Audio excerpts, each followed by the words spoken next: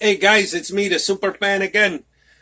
Sorry I didn't get to you on time with the Bills game. The other day we were having some electrical problems here in the studio, but I had my friend Thaddeus Grabowski come out and take a look at it. Shout out to him and his friends in the Electricians Union. They do a real good job. They got us all hooked up again. We're doing real good. So, about the Bills game, what happened? The Bears lost.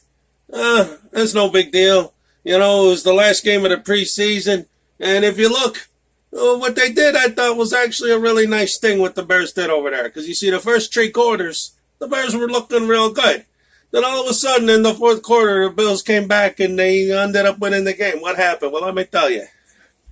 The Bears, they run a real class organization over there.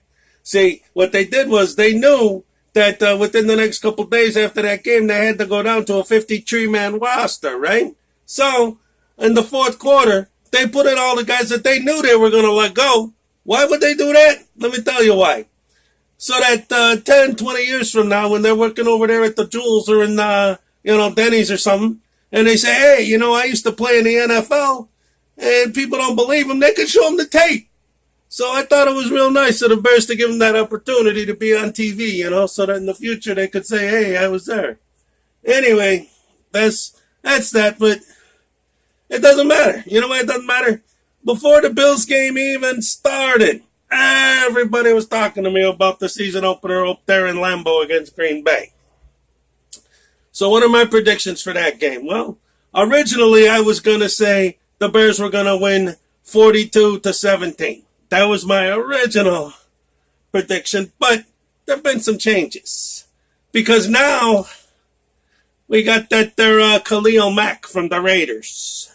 So with Khalil Mack on the defensive end and Trapinski kid over there on the offense, I figure it's going to be a little more around the realms of 42 to maybe 9. So that's my final score for the Bears-Packers. One thing I did want to say about this here rivalry with the Bears and the Packers. Listen, everybody's talking to me about the key to the game is you got to take out Aaron Rodgers. And I agree. You got to. He's the strongest tool they got over there. But, some people are saying to take him out. Like, not just get some good sacks on him, maybe block some of his passes, get the guys he's passing to covered real good. No, they're talking about like, oh, we got to break his collarbone. We got to knock this guy out for a couple games, maybe to see a whole season. Well, I don't agree with that. Let me tell you something. There's a difference between getting hurt and getting injured. All right? If you want to hurt the guy, do it. That's what he makes the big money for. But injury, I don't know. I don't like that. If somebody gets slapped in the face, that hurts.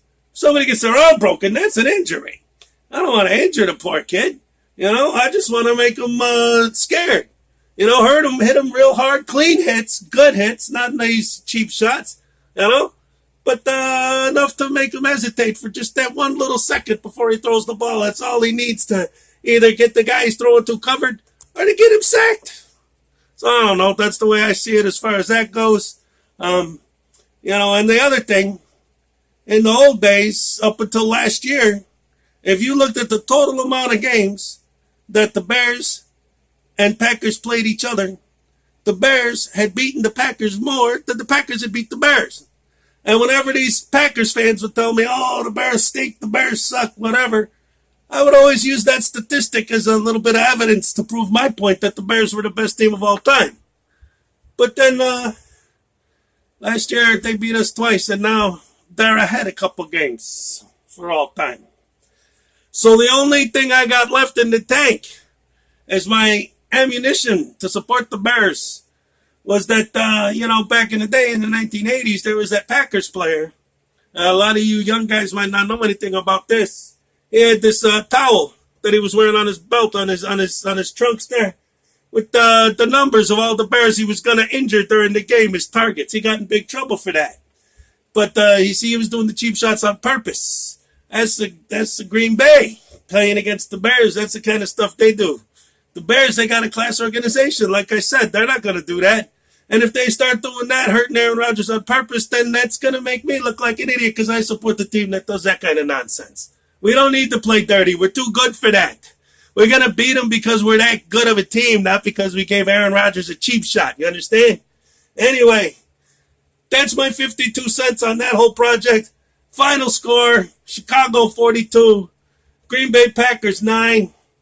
That's it. See you after the game. The Superfan out. Oh, and don't forget to subscribe. If you made it this far, you better subscribe and like and all that whatever nonsense. Have a good day.